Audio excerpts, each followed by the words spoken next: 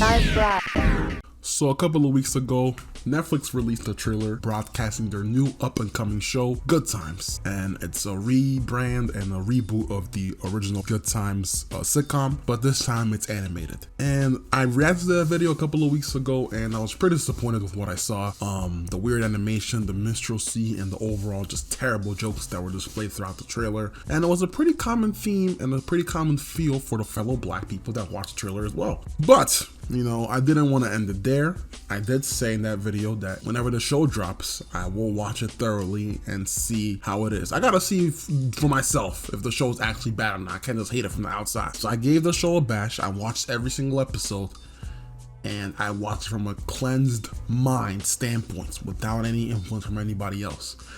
And the show was just not good. It was just not good. So much missed potential because they had an all-star lineup when it came to the cast and the writers. Jay Farrell, Yvette Nicole Brown, Slink Johnson, Marsai Martin, Seth McFarlane, and Steph Curry at the one. Bro, this team can go all the way to the finals. But alas, these set of stars will always be known as the 2022 Paris Saint-Germain or 2022 Brooklyn Nets. A star-studded lineup deemed to fail. Before I start digging deep into the review, it's always important to really get a synopsis and understanding of the plot for the show, so the viewer like you and I can get a good understanding of what the show is even about.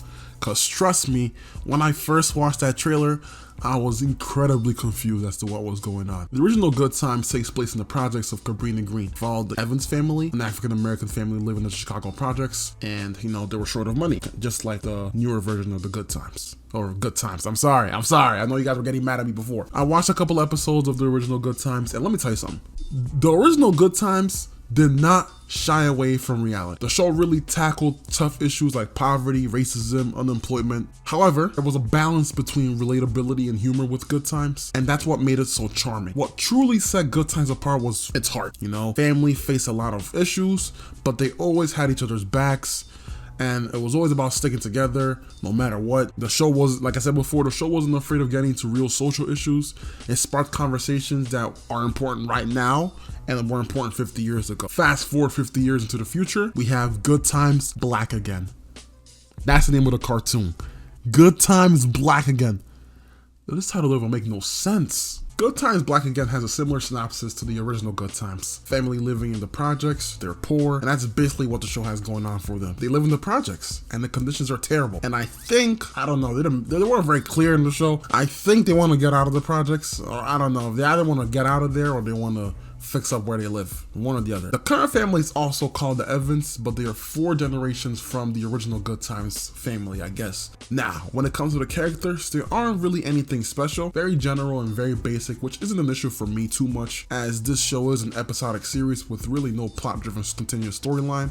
However, it does get a little messy when the stories are laid down. First person we have is Reggie Evans, who's the father of the family. He's a cab driver, real cheap, and a very large contributor to the patriarchy without him even realizing it. We got the son, Junior Evans. He's a dumb son, was held back in school a couple of times, but he's very talented when it comes to art. Not sure about how his parents view his art. Sometimes they like it, sometimes they don't. He's a very complex character in a way because he is the epitome of, you know, parents supporting your dreams, but you know, also not supporting your dreams.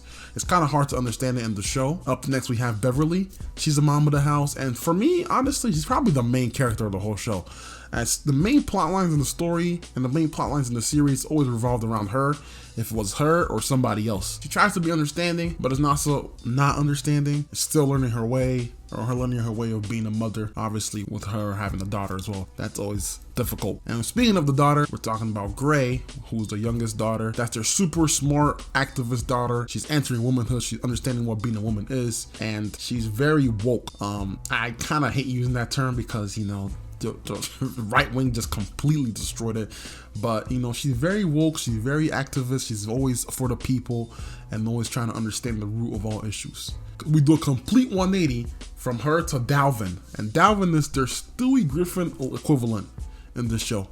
The talking baby. He sells drugs and shoots people. He sells drugs and shoots people. I can't believe they put that in the show. Now, I'm gonna go on a deep dive as to why I really don't understand this show, But before we do that, I really want to talk about some of the positives that this show had, even though they were very minimal. Of course, the voice actors were great. They did a very good job voicing the characters, although the plotline was very stupid. You know, they did a great job. The writing in some aspects was decent.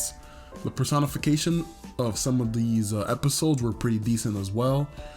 And I think that's about it. And the art style, I'm not really a fan of the art style, but you can tell they put a lot of effort in it. So I'll give them props to that.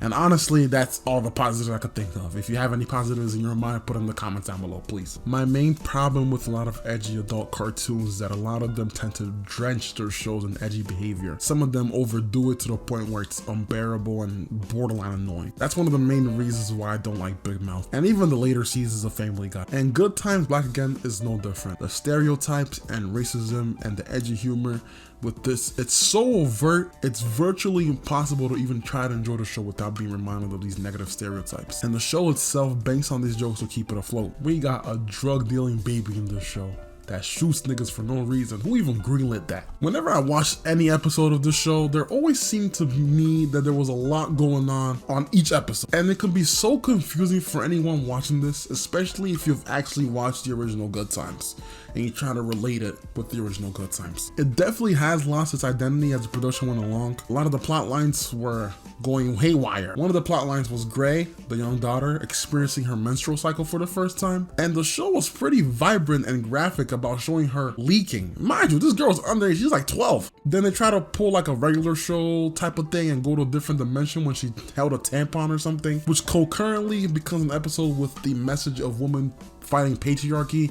Now, I'm not a girl, but if any woman watches this episode for themselves, let me know in the comments down below your experience with it, because I thought it was pretty disturbing to watch. We had another plot line where Beverly, who is the mother in the show, she runs for Project's president. And I really don't know what Project's president is. Basically a made up term, but I'm assuming it's basically the landlord of the projects that they live in.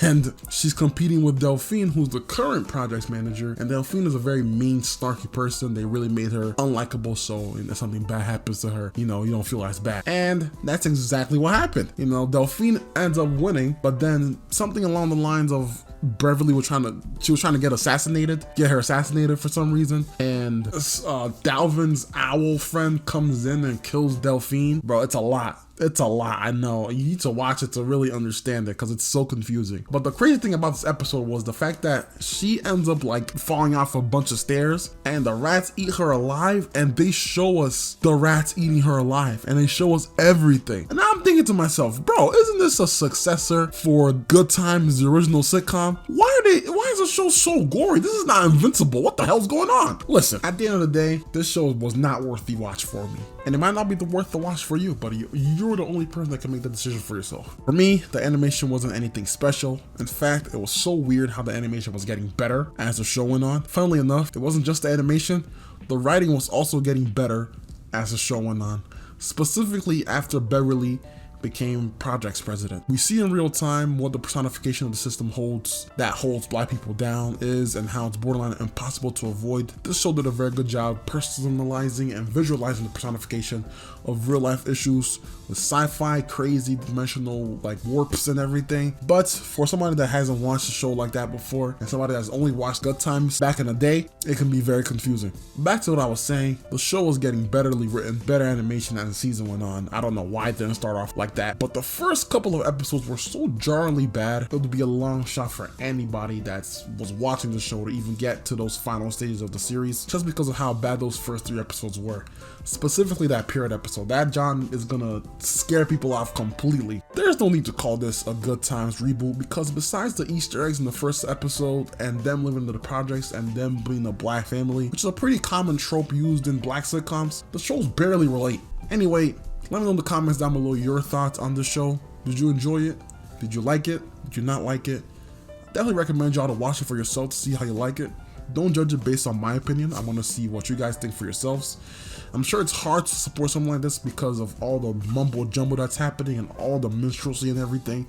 But, you know, give it a shot. You know, each episode is like 25 minutes. Watch like 1 or 2 and see for yourself if you like it or not. Let me know in the comments down below your idea of what a good show would be. Anyways, thanks for watching. Love y'all. Bye-bye.